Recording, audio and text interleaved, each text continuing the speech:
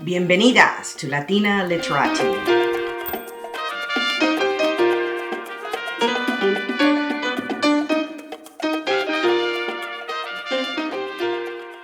This is your channel if you enjoy great books, interesting people, and wonderful places.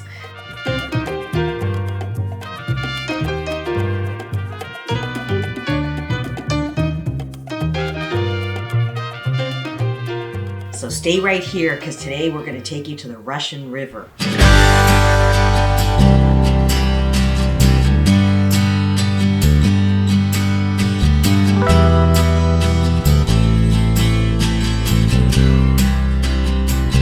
The Russian River begins in Mendocino and meanders through Cloverdale and Healdsburg until it meets the sea at Jenner by the Sea.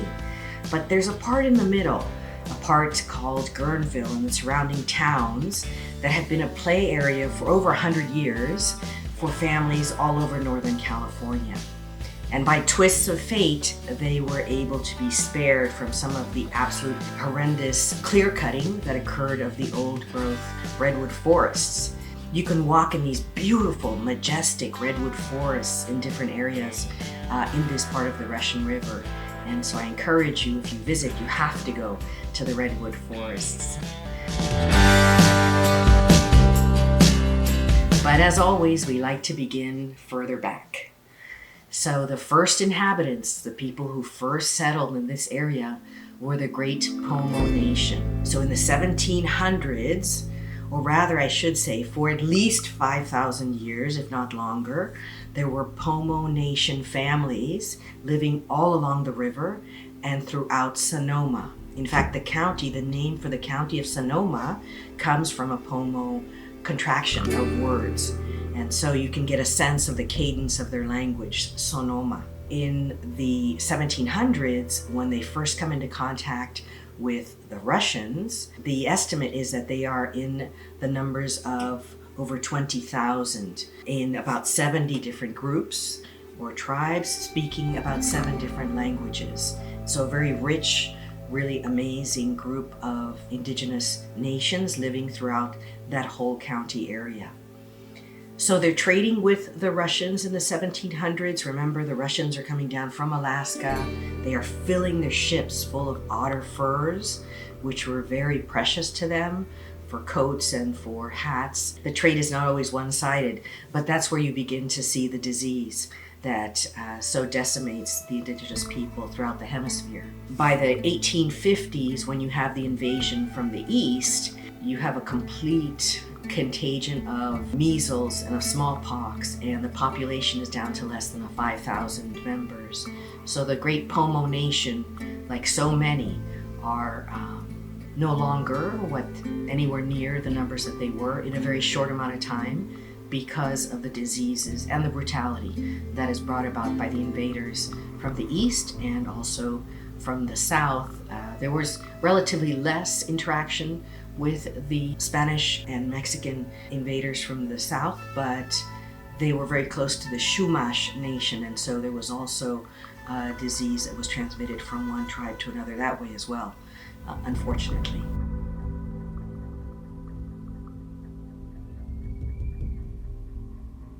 Let me come back to the last century, or the last 100 years, where it's a beautiful place with magnificent redwood groves and a beautiful river.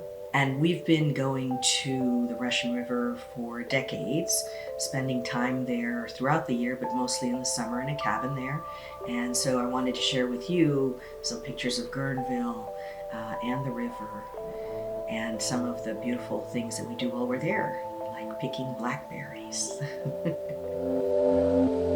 When I was younger, it was actually the first place that I saw Russian women on the beach. And so they were sunning themselves. In those days, there was very little known about sunscreen and the need to protect yourself. So many of these women were quite lobster color in coloring, but they would play this game on a table called Mahjong. And so Mahjong, if you saw the movie Crazy Rich Asians, there's a very tense Mahjong game at the end of the movie.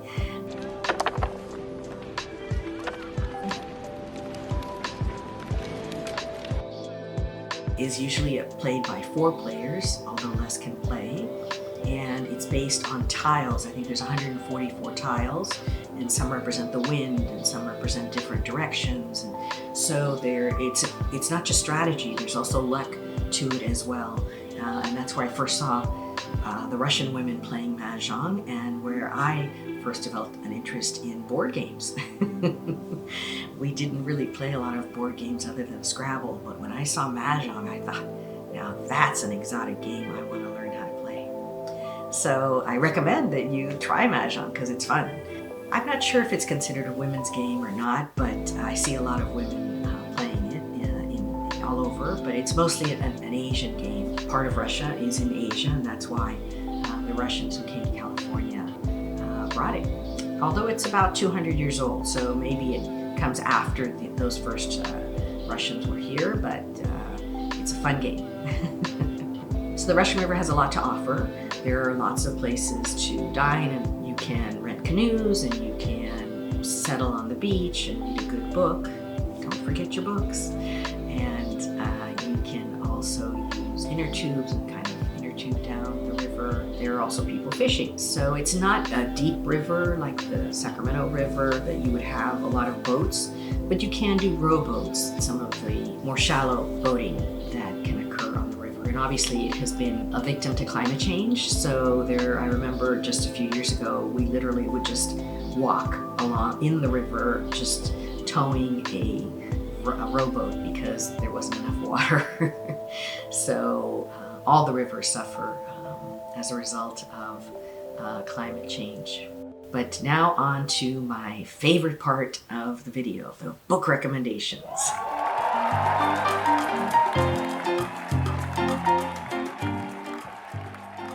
So a good introduction to the Pomo Nation is the book, The Pomo Indians of California. And as always, I will leave links below.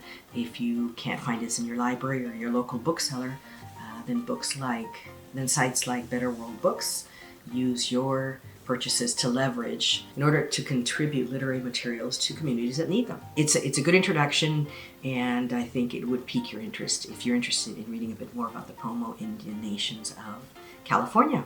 The second book, it's called The Russian River. It's by Gary McCarty, also kind of a history of the Russian River, and it really was a center for the railroad and, of course, the cutting of the wood.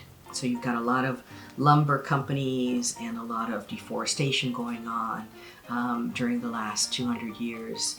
And so we really need to protect the old growth that is currently still in existence, because it is absolutely the last that we have. And we actually only now are beginning to understand how important the mycelium is underneath the old growth forest, but that deserves its own video, so we'll wait for a mushroom video in the future. There's another book also called The Russian River by Simone Wilson, and so also talks about the towns along the river and how they are developed and what industries grow to serve the railroad and the different lumber companies that are chopping down all the trees. Because you'll remember that in general, the first, I don't know, can we say 500 years? The interaction between this hemisphere and Europe is basically extraction.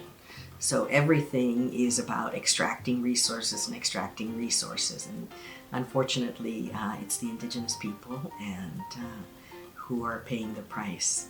Then and now we are all paying the price because of the resources that have been decimated. But in any case, wonderful books. It's a great place to visit. I encourage you to visit. It's about an hour and a half, depending on traffic, from San Francisco. So enjoy. And thank you so much for coming to the end of the video with me. It's a joint journey. I would love to hear from you, what you're reading on the beach this summer and what you're doing. And thank you so much. And as always, we wish you mucha salud, mucho cariño y mucho amor. Gracias.